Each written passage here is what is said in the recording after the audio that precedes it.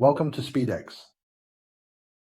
Today, I'm bringing you a review of a modified watch, which is quite rare and really top-notch. It's the DIW Modified NTPT Red Quartz Carbon Fiber Aviator Limited Edition Low Pass Watch. Everyone, take a look at this watch. A very unique low-profile watch that is ultralight and has a very unique color combination. Many old players may have heard of DIW, which is a well-known watch modification company. Alright, I'll put the information about DIW on the screen for you to check out. Just don't get the wrong idea that all watch modifications are about going all out in a luxurious direction.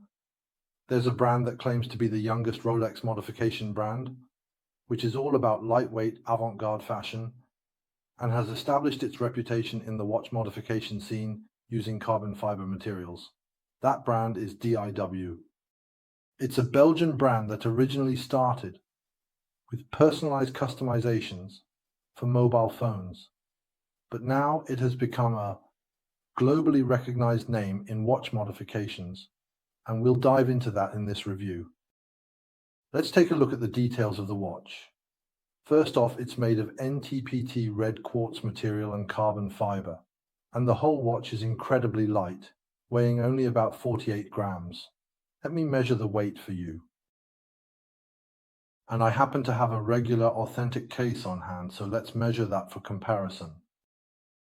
The scale is now zeroed out. 48.89 grams.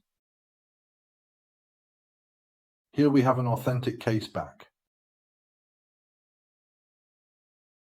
The 904 steel weighs about 144 grams, similar to this watch. It's an ultra-light watch. Let's see the design style. Firstly, the hour and minute hands match the authentic case, and the chronograph second hand is black. This ultra-light watch matches others in weight. It mirrors.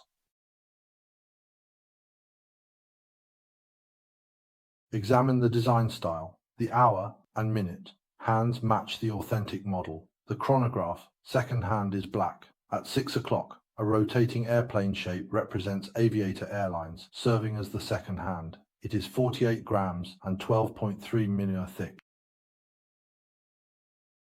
The scoring dial and the timing dial beautifully retain the steel and black color scheme, which looks really nice. At the 6 o'clock position, we see a large airplane shape representing Aviator Airlines, and this airplane keeps rotating, essentially serving as the actual second hand of the watch. The entire watch weighs only 48 grams, and the thickness is also the same as the original, measuring 12.3 millimeters. You can see it's 12.3 millimeters thick. The caliper was too stiff, so I had to add 2 pieces of tape, which adds an extra 0.05 millimeters in thickness. It's 12.3, just like the original thickness. It's an ultra lightweight piece, so check the details. The bezel is black carbon fiber. Initially, we messed up a batch, but now it's well made. The dimensions, engraving, and ink filling are spot on. Check the effect pictures on the DIW website. It's top notch. Our carbon fiber bezel has a platinum sandblasted finish inside. You might notice roughness around the engraving edges, but that's due to the material. It's not steel and can't be polished. Carbon fiber tends to have rough edges. You can also check out the effect pictures of this watch on the DIW official website for comparison. It's really top-notch. Including our carbon fiber bezel, the inside has a platinum sandblasted finish. You might notice a bit of roughness around the edges of the engraving, but that's something we can't really fix. It's just part of the nature of the material. To distinguish genuine from fake bezels, examine the numbers. The triangular corners are sharp, and the 4 corners have a larger flat head. We've focused on these details to closely match the original. Let's look at the solid pin shaft. The axis is prominent. Check bezel numbers and corners for authenticity. Corners need a flat head. Observe the solid pin shaft. Its cap is rounded, no deformation. The triangular corners inside are quite sharp, and the 4 corners have a larger flat head. We've paid attention to all these little details to ensure we achieve an effect that's as close to the original as possible. Now let's take a closer look at the solid pin shaft we've created. We don't need a macro lens. From this angle, you can clearly see the solid state of the pin shaft, right? The axis is quite prominent. The cap of the pin shaft is also quite rounded, and there are no signs of deformation during assembly. Including the movement of the watch, we've created a solid pin effect. The assembly standards are completely based on the original version specifications. Now, let's take a look at the details of the dial. From EKM to 2 to 19, the size and width of these fonts, as well as the width of the silver metal bezel, are all the same as the original. Plus, the metal bottom bezel has a brushed finish, giving it the same texture as the original.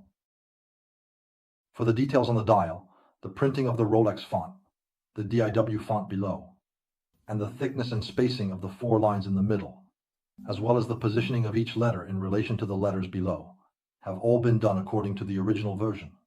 Also, the word Daytona at the bottom of the dial has been blacked out. The numbers next to it, 12, 4, 5, 7, 8, 11, have all been blacked out. It's neither grey nor silver. This is all about our attention to detail for this watch. Now let's turn off the chronograph function. Turning off the chronograph function, then pressing the reset button, we can see that the score dial is now at the 30 position and the hour dial has moved 6 hours. The central chronograph second hand is just a bit past the 12 o'clock position. Let's reset it, and it snaps back into place perfectly, with the hands aligning just right. We can see that it lines up with the inner hidden crown, and also aligns with the 12 o'clock position in the center. The crown center aligns perfectly with the triangle at the 60 on the outer ring.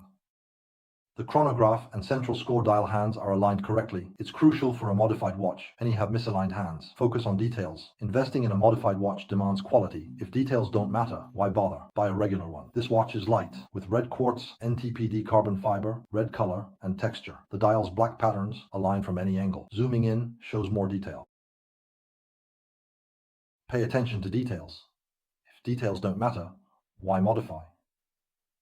This watch is recommended. It's light, and the red quartz NTPD carbon fiber has texture.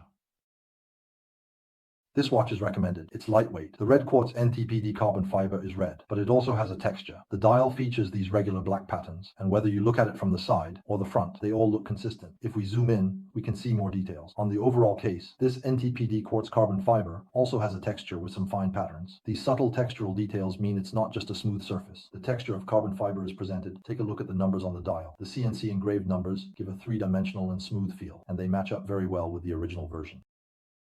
On the overall case, this NTPT quartz carbon fiber also has a texture with some very fine patterns. These subtle textural details mean it's not just a completely smooth surface without any texture.